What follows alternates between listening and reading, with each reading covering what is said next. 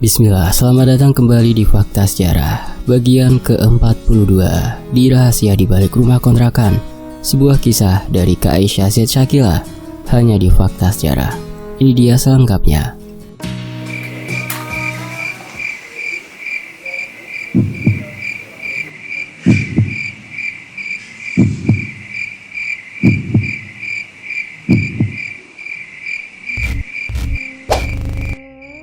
Malam sebelum tidur, Rafka menyempatkan menelpon Diyar. Ingin bicara dengan bapak. Adikku itu memberikan pada laki-laki yang sudah lama tak kutemui. Rindu juga rasanya.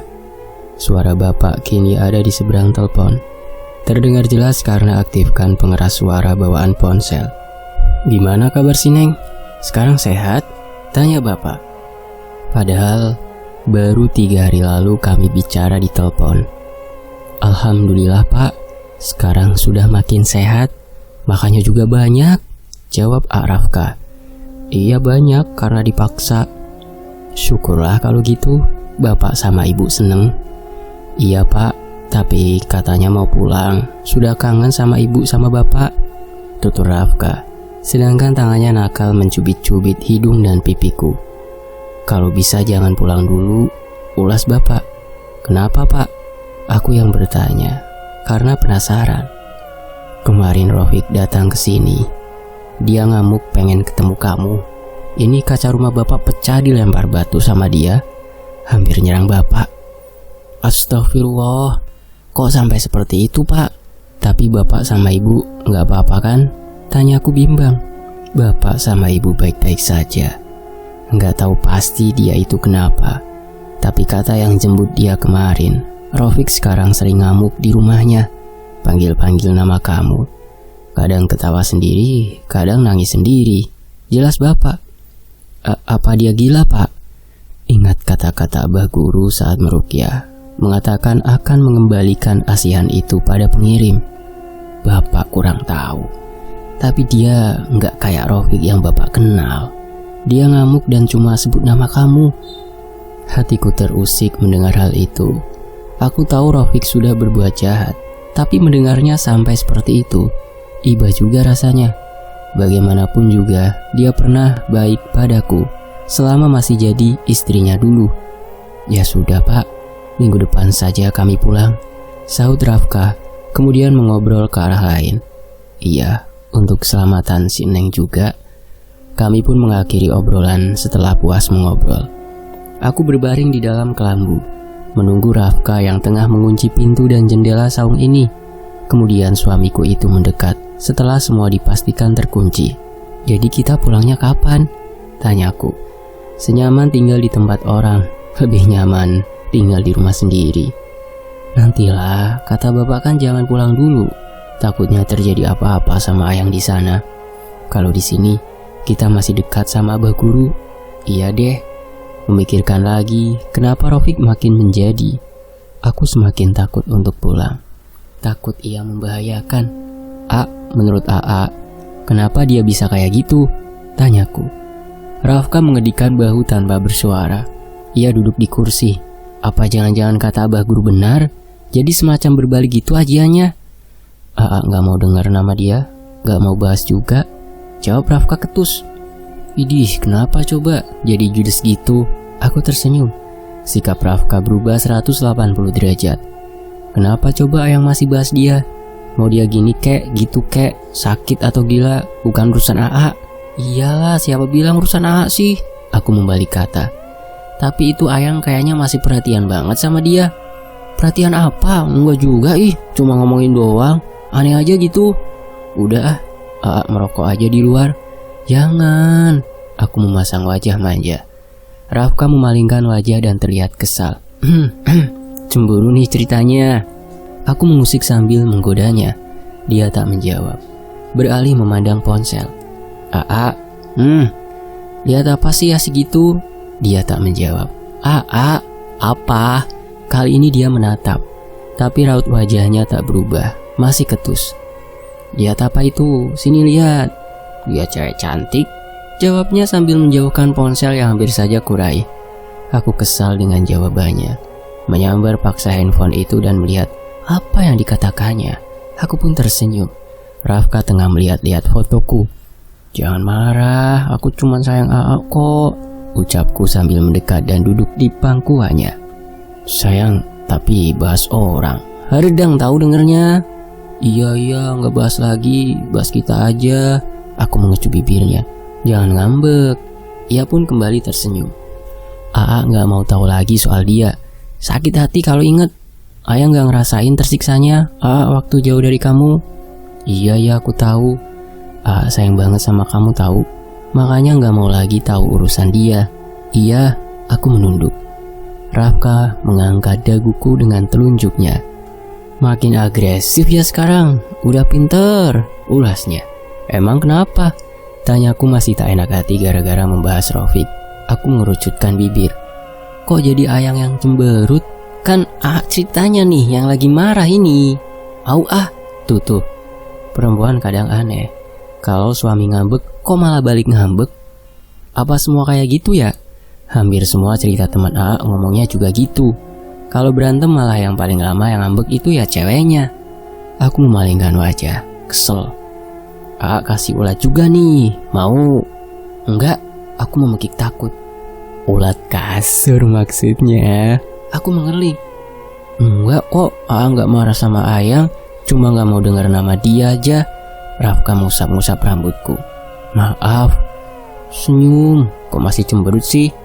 Kita tidur yuk, ngantuk," ajakku yang masih dalam lamunannya. "Enggak nggak mau. Ayang udah janji tiap malam mau manjain AA kan." Rafka menagih. "Gak bosen apa?" "Belum," bisiknya. "Ya udah sini." Aku memintanya tengkurap untuk dipijat. "Senyum dulu." Aku melengkungkan dua sudut bibir biar dia senang. Sebelum tidur, dia selalu menagih memintaku memijat punggungnya, memijat tangan dan kaki, beralih ke wajah yang harus diunyel-unyel juga. Rambut maunya diremes-remes, katanya sebagai upah sudah mengerjakan semua tugas domestik selama di sini. Sampai akhirnya giliran dia yang eksekusi, unyel-unyel istrinya. Terserahlah mau diapain juga, yang penting bahagia. Maksudnya kita yang bahagia bareng. Dan sekarang kita masuk ke point of view dari Rafiq atau POV si Rafiq atau sudut pandang ya. Dan ini dia. Rasa berubah layu disebabkan kehilangan orang tercinta. Jiwa jadi kosong dan hampa. Hilang segala harap. Surut pula semangat. Terbesit membunuh asa dan menarik rasa yang sama, menghadirkan kembali yang telah pun hilang. Ada pepatah mengatakan, cinta itu buta. Mungkin kata itu memang benar adanya. Aku dibutakan cinta pada sosok perempuan bernama Aisyah, mantan istri yang dulu sangat kucinta. Sadar sesadar-sadarnya pernah melepas tanpa pikir panjang. Tapi aku menolak bersalah. Jelas semua salah laki-laki itu yang kini menjadi pengganti namaku di hatinya. Malam itu Ica begitu bersemangat saat kami sudah pindah ke rumah kontrakan baru, bisa leluasa dari penolakan mama dan kakak-kakakku.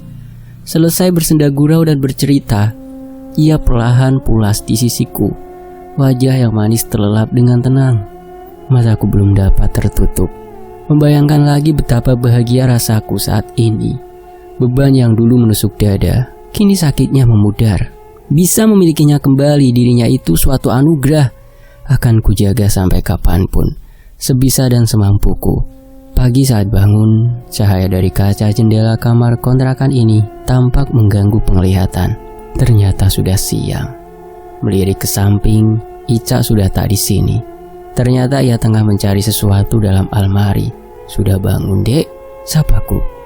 Ica tampak terkejut dan ketakutan melihatku, memekik dan beristighfar. Tingkahnya pagi ini tampak aneh. Aku mendekat untuk bertanya. Ica malah memekik lagi. "Loh, ada apa, Dek?" tanyaku. Matanya tajam seakan menyimpan rasa benci. Aku keheranan melihat tingkahnya pagi ini. Tak sama seperti semalam yang begitu manja dan manis. Astagfirullah. Ica mendekap mulut sambil menangis. "Ada apa sayang?" Aku mendekat dan menyentuh bahunya. "Jangan sentuh!" Ica teriak sambil menepis tanganku kasar. Menggeser makin mundur menjauh. "Dek, ini AA, kamu kenapa? Apa yang terjadi?" tanyaku lagi. Kepalanya menggeleng-geleng. disertai derai air mata dari manik coklat mengkilat itu. Ia terisak. Aku benar-benar heran apa yang terjadi padanya pagi ini. Lalu berusaha mendekatinya lagi. Dek, tanganku mengusap pipi sang kekasih hati. Plak! Tamparan singgah di wajahku, bukan sakit tapi hati panas. Apa mungkin Ica kehilangan pengaruh peletku? Tapi tak mungkin. Bukannya ajian ini adalah yang paling ampuh? Ada apa ini, Dek? Coba jelaskan. Apa ada salah sama kamu? Tolong! Ica malah menjerit. Mataku membulat. Kenapa Ica bisa bertingkah seperti ini? Apa-apaan kamu, Dek? Kenapa kamu teriak? Hentikan! Nanti orang bilang apa? Aku yang kelabakan segera mendekap mulutnya, menghindari kecurigaan tetangga. Bahaya jika ada yang dengar. Ica berontak dan menggigit tanganku. Aku memekik, menggibas tangan yang terasa sakit. Ica bangkit dan berlari, mendekati pintu kamar. Tak tinggal diam, bergegas menyambar tubuhnya kembali dan menjauhkan dari pintu. Lepaskan, Arafka, tolong aku. Sepertinya Ica ingat apa tengah terjadi padanya. Tapi kenapa bisa? Apa yang salah? Bagaimana ajian itu bisa hilang? Pertanyaan berputar di kepala. Diam, Ica, pekiku. Tak ada cara lain untuk membuatnya tak terus berontak. Ica malah menjerit makin kuat. Aku bimbang ada yang mendengar. Dengan rasa marah ku ayunkan telapak tangan ke pipinya. Aku terpaksa. Namun Ica tak menyerah. Berusaha lepas. Tak menggubris rasa sakit akibat tamparanku. Kulayangkan lagi tamparan. Sekuat tenaga agar dia mau diam. Mendorongnya hingga tersungkur di lantai. Emosiku meluap. Seumur-umur baru kali ini aku bersikap kasar. Kembali mendekat dan membalik tubuhnya. Posisi kini berada di atasnya dengan dua tangannya ku tekan ke lantai. Sesekali ku tampar lagi wajah itu. Apa yang terjadi sama kamu, Ica? Kenapa kamu jadi begini? Aku sangat marah. Kamu jahat, Rafiq. Apa yang kamu lakukan sama aku? Tolong lepas. Bicaranya lirih tak lagi membentak. Apa yang kamu ingat? Tanyaku memastikan. Aku begini gara-gara kamu, Ica. Kapan kamu akan sadar? Harusnya aku gak di sini. Aku punya suami dan kita udah cerai. Jangan sentuh aku. Suaranya berusaha ia tinggikan, tapi tetap terdengar pelan. Sekarang aku yakin Ica sudah kembali seperti dulu. Tampaknya ajian itu benar-benar hilang. Ada yang gak beres ini. Aku gak akan biarkan hubungan kita rusak lagi. Aku akan lakukan apa yang kamu minta dari semalam, dan kamu akan jadi milikku selamanya. Tak semudah itu lepas dariku. Tak akan membiarkan hal ini. Menurut dukun itu, jika aku berhasil menjamahnya, maka ia tak akan bisa lepas lagi. Ya, itu yang harus aku lakukan. Jangan, Rafiq, aku mohon, aku gak mau. Ica berontak, tapi tak bisa berbuat apa-apa. Posisi tubuhnya sudah aku kunci. Membuka paksa pakaiannya. Biarlah sekalipun harus menanggung segala dosa, asal ia kembali padaku. Sebenarnya ada rasa iba melihatnya terisak tak berdaya. Bekas luka tamparan menghiasi wajahnya. Linangan air mata terus mengalir. Wajah berpaling ke kiri, tak melawan lagi. Hanya isakan saja yang terdengar. Maafkan aku, Ica. Tiba-tiba tubuhku terdorong dan terpental. Aku memekik kesakitan. Tadi perempuan itu tak berdaya, tapi kenapa tenaganya jadi begitu kuat? Apa yang kamu lakukan, Ica? Dia menatap terheran, melihat kanan kiri, seolah tak tahu apa yang tengah terjadi. Lalu matanya terbeliak. Apa yang dia lihat? Aku bangkit dan kembali mendekat, memaksanya kembali melakukan hal itu. Tapi saat itu juga, semacam ada yang menubruk dan tubuhku terpental lagi jauh ke dinding, tapi tak melihat apapun. Aneh, ada apa ini? Gumamku meringis kesakitan. Pandanganku melihat lagi ke sekeliling. Pasti ada yang tak beres. Aku harus merencanakan hal lain agar bisa mendapatkannya kembali. Tidak, aku tak akan membiarkan kehilangan dia lagi. Aku tak mau. Tunggu di sini, Cak.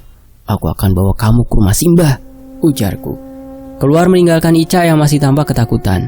Menguncinya di dalam agar ia tak kabur. Aku yakin ia juga tak akan berkutik. Sudah beberapa kali pukulan hinggap di wajah dan tubuhnya. Kasihan, tapi juga kesal. Aku meringis. Duduk di ruang depan menghilangkan rasa sakit di tubuh akibat benturan tadi. meminum segelas air, lalu keluar mencari sarapan. Membeli 2 porsi lontong tahu, yang satu untuk makan di tempat dan satu lagi dibungkus untuk Ica. Itu pun kalau dia mau. Pulang ke rumah, tak langsung menghiraukan Ica. Aku harus mandi dan segera membawanya ke rumah dukun hari ini juga. Selesai mandi, terdengar ada yang mengetuk pintu tak henti sambil memanggil. Agak ragu untuk membuka karena tak tahu siapa yang datang. Ketukan makin kencang, aku pun terpaksa membuka. Terperangah melihat siapa yang datang. Ternyata itu Rafka, bukan dia saja, tapi bersama warga lain yang ikut mengacau suasana. Bingung harus bagaimana jika warga tahu aku membawa Ica. Lebih lagi dia sekarang sudah sadar. Pastinya memudahkan Rafka untuk menyudutkanku. "Mana Ica?" tanya Rafka tanpa basa-basi. "Mau apa kamu kesini?" tanyaku senang mungkin. Pintu sengaja aku buka sedikit. Melihat warga ternyata lumayan banyak. Ada Pak RT juga. Hatiku sedikit getar. "Maaf Rofik, apa benar kalau kamu bawa istri orang?" tanya Pak RT sambil mendekat. "Saya nggak tahu," jawabku datar. "Bukannya kata yang punya kontrakan kamu di sini tinggal berdua? Tinggal sama siapa?" "Sama calon istri saya." Hatiku mulai tak tenang. Pasti Rafka sengaja membawa Pak RT dan warga untuk menggerebek. "Berarti benar, dia bawa kabur istri orang itu," seru salah satu warga. Belum sempat menjawab, terdengar suara gedoran pintu dari kamar. Sial, Ica pasti mendengar ada suara ramai di sini dan menggunakan kesempatan agar bisa keluar. Rafka dan salah seorang yang bersamanya tak menunggu lagi, langsung mendorongku dan mencari di mana suara Ica berada. Warga pun ikut masuk, mendorong hingga aku terjengkang. "Yang, buka Yang!" teriak Rafka. Ica makin menggedor dari dalam dan terdengar memanggil-manggil. "Rofik, buka kuncinya!" Laki-laki itu menatapku tajam. Aku tak bisa berbuat apa-apa saat warga kembali mempertanyakan keberadaan Ica di dalam. "Jadi benar ada perempuannya? Kayaknya dikurung itu," komentar warga yang terdengar makin ramai.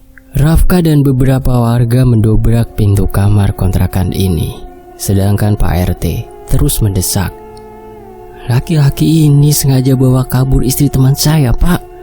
Harusnya dilaporkan kasus penculikan." Orang yang bersama Rafka semakin memancing kemarahan warga, apapun alasannya. Di desa ini dilarang maksiat, apalagi satu rumah sebelum menikah. Bakal sial kamu kita. "Iya benar, usir saja dia dari sini." Tak sempat menyelamatkan diri, satu warga maju menendang dengan marah. Yang lain pun ikut nyerang membabi buta. Aku hanya bisa menahan kepala dengan tangan yang terus terkena tendangan dan pukulan. Menyaksikan sendiri Ica diboyong Rafka meninggalkan kontrakan ini, sedangkan temannya masih di sini sambil menghasut warga. Wajah dan tubuhku berdenyut menahan serangan warga yang terus mengamuk, tapi tak bisa melawan maupun berkutik. "Sudah, biar kami selesaikan. Atau apa perlu kita lapor polisi?" tanya Pak RT pada orang yang bersama Rafka. "Gak usah Pak, cukup jadi pelajaran saja untuk semua. Harus hati-hati dan saling bantu melapor jika ada yang mencurigakan. Laki-laki ini pakai ilmu pelet Pak, makanya perempuannya mau datang ke sini," cetus laki-laki itu lagi. "Kita apakan dia Pak?" tanya warga menunjukku. "Ini warga kampung saya, biar kami bicarakan di rumah saja. Maaf, sudah bikin rusuh di sini. Harusnya perempuan itu jangan dibawa pulang dulu. Kita minta penjelasan sama-sama salah kok." "Iya setuju." Tunggu. Istri teman saya ini gak salah bapak-bapak. Laki-laki ini pakai pelet sampai perempuan itu datang nemuin dia kesini," jelas laki-laki itu.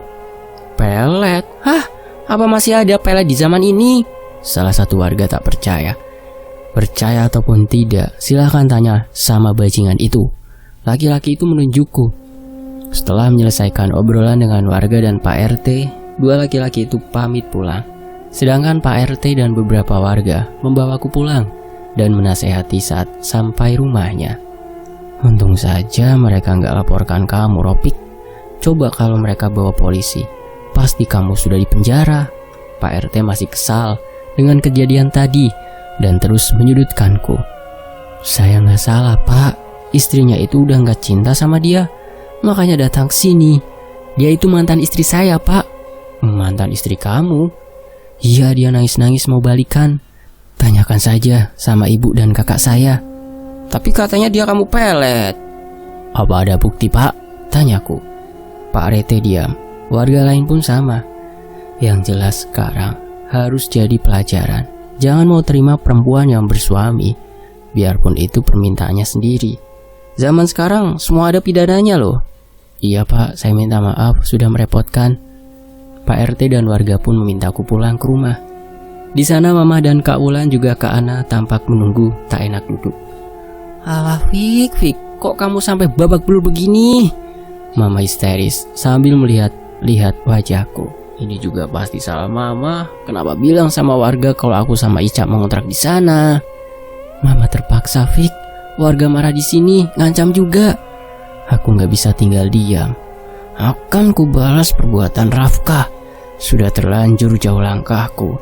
Tak bisa menyerah begitu saja. Terlanjur berbuat dosa, harus sampai tercapai apa yang aku inginkan. Tanpa menunggu sore, aku kembali datang ke rumah dukun. Laki-laki tengah baya itu mengangguk-angguk mendengar penjelasanku tentang ajian yang sudah tak mempan. Aneh, pelet pemikat sukma ini biasanya sangat manjur dan gak bisa dihilangkan. Tapi bisa sampai begini. Dukun itu pun heran. Pokoknya saya gak mau tahu Mbah. Balikin perempuan itu lagi. Kalau saya gak bisa dapatkan, siapapun jangan ada yang bisa dapatkan dia. Baiklah kalau begitu. Kamu tunggu di sini. Saya akan kerahkan apa yang saya bisa. Dia pasti bisa kembali lagi. Tutur dukun itu menjanjikan. Hingga sore aku menunggu. Dukun itu menghampiri dan mengatakan kalau Ica akan datang lagi. Aku berterima kasih dan pamit pulang. Rencanaku sudah bulat. Jika dia kembali, akan membawanya ke kota agar tak ada lagi yang bisa menghalangi. Aku menunggu, tapi yang kutunggu tak kunjung datang. Kesal dan marah, aku kembali ke dukun itu dan menagih janji.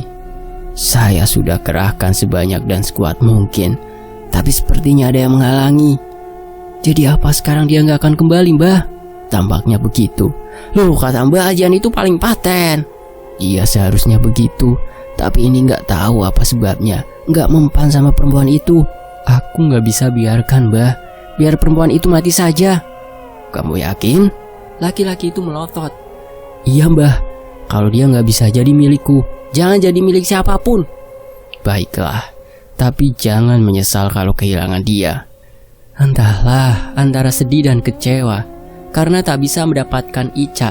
Jika Ica tak kembali, aku tak sanggup hidup tanpanya. Keputusan gila ini akhirnya aku ambil. Saya nggak akan menyesal, Mbah. Dukun kembali memintaku pulang dan tinggal menunggu kabar saja tentang kematian Ica. Meminta pada dukun itu agar Ica tak disiksa terlalu lama. Biarlah dia segera pergi dari dunia ini, daripada hatiku sakit melihatnya bahagia bersama yang lain. Panggilan kerja beberapa kali tak kuindahkan. Menunggu hasil lebih dulu, agar tenang memulai hidup baru. Aku terlanjur mencintainya. Tak rela dia bersama dengan orang lain. Lebih baik Ica tak menjadi milik siapapun, daripada aku terus menahan sakit tak bisa bersamanya. 1 minggu sudah berlalu. Aku harus memastikan kabar Ica.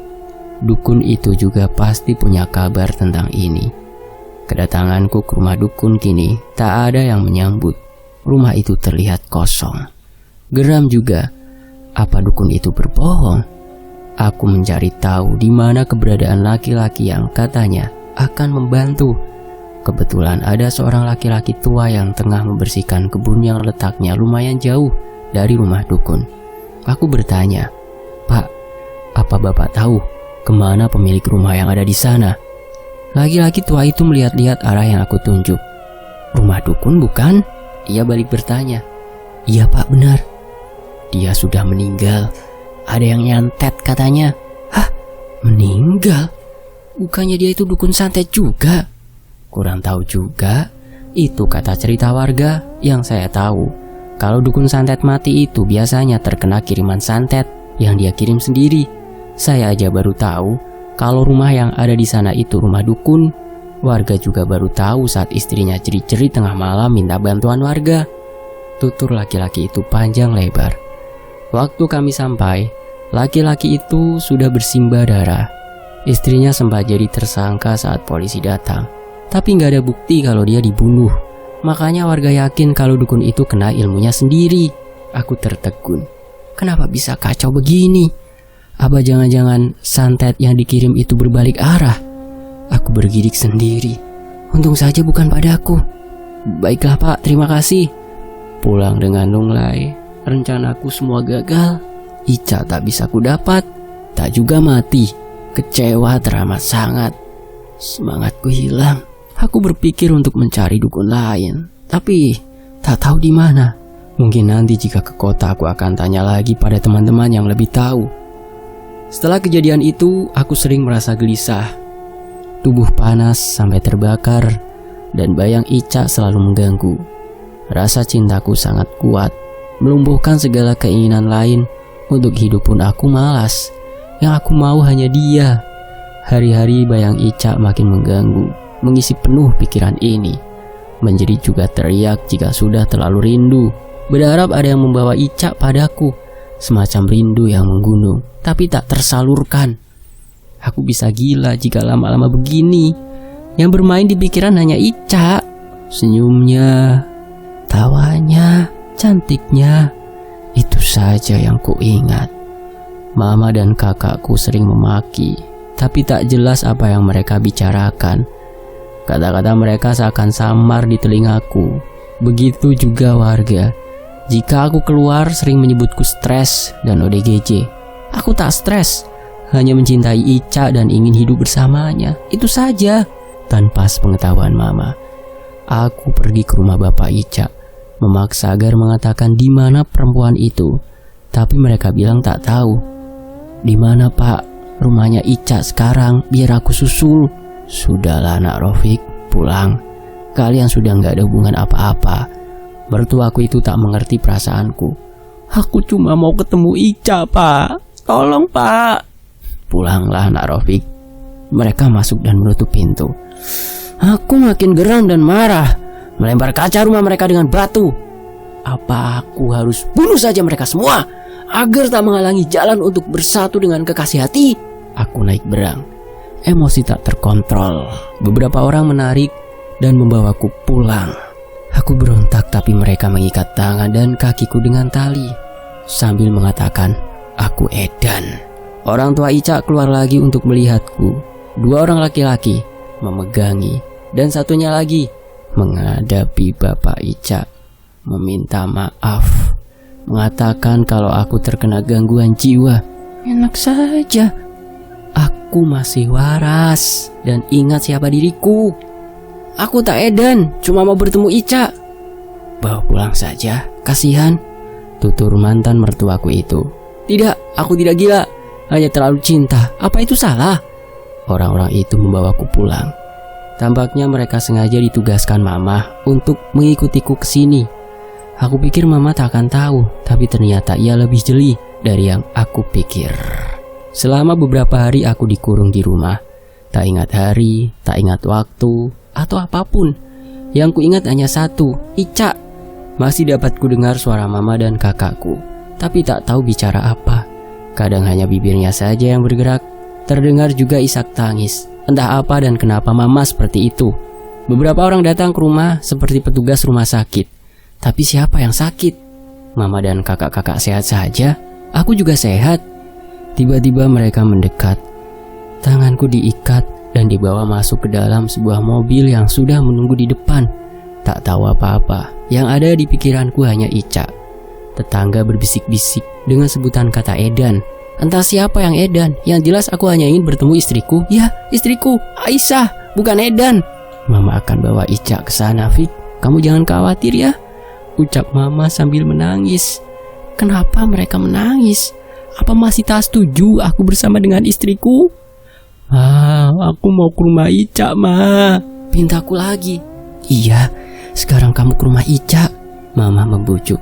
Enggak, Ma, kenapa aku diikat? Lepas, Ma. Mama pasti bohong. Mana mungkin ke rumah Ica dalam keadaan begini? Yang jelas tak tahu akan dibawa kemana. Aku harus kabur. Mendorong beberapa orang berpakaian seragam yang mau membawaku. Namun tak sempat lari. Makin banyak yang memegang. termasuk warga. Tanganku diikat lagi dan leher ditusuk sesuatu. Mataku mulai buram, tak berdaya untuk berontak. Tidak, aku tidak gila. Aku hanya ingin Ica. Dan yang ada di otakku hanya dia. Ketika sadar, aku berada di satu ruangan. Agak sempit dan cuma sendiri. Menjerit dan menggedor pintu yang juga terpasang teralis. Meminta mereka mengeluarkanku dari sini.